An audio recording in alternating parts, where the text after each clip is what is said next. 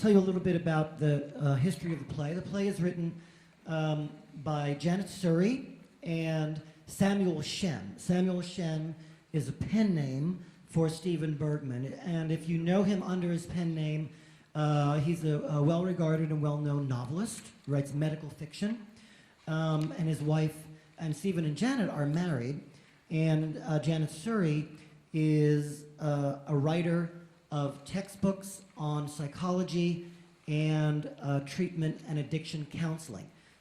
Stephen Bergman, as a medical doctor, specialized in psychiatry and has spent most of his career, when not writing, also working, counseling folks in recovery and treatment. So this has been a big part of their lives, and Stephen and Janet told me that the reason they wrote the play was because Stephen had been writing his novels and had written a couple of plays, and Janet had been writing her textbooks, and they decided they wanted to try to take on a project together to see if they could write something about what their lives were centered on, which was work in recovery. They used 12-step programs all the time, and so they dove into researching the beginnings.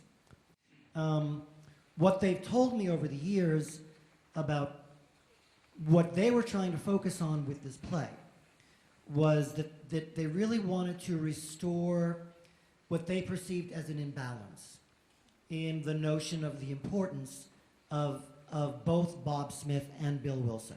Bill Wilson has gotten an enormous amount of acclaim, and they felt that they wanted to write a play called Bill W. and Dr. Bob because that relationship was the foundation for everything that followed. The international movement that's, of course, still is helping so many people today throughout the world, not just in America now.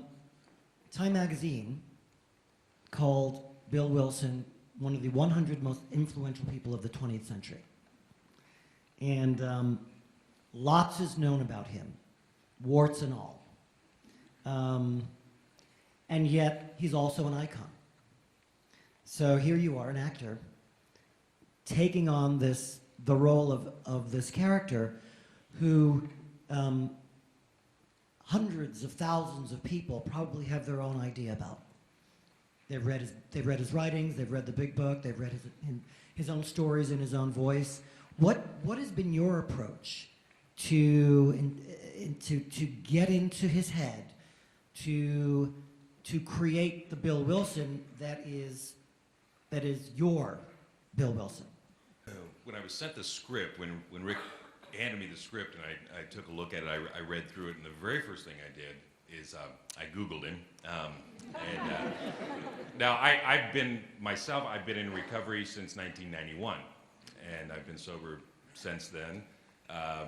So I hope this wasn't typecasting that Rick was doing. I would like to think that it has absolutely nothing to do with recovering alcoholism, but it was actually acting that he was going for. Well, there was a little typecasting because Bill Wilson was very tall.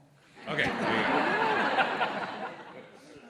This isn't about me, the actor, taking on an historical figure. It's actually understanding the structure of the piece and what it's trying to say and the story that it's telling, which is not the story of Alcoholics Anonymous. It's the story of these people and the relationships that they have. And once you understand that, then it's a little, the onus comes off a little bit, and it's not playing Abraham Lincoln with a beard, and then the two men, and I can't agree more that this play is about the two men, not Bill Wilson, as co-founders. I think the play is very clear in that Bill Wilson could never have done this without Bob, and Bob would not have gotten off at his chair if it weren't for Bill.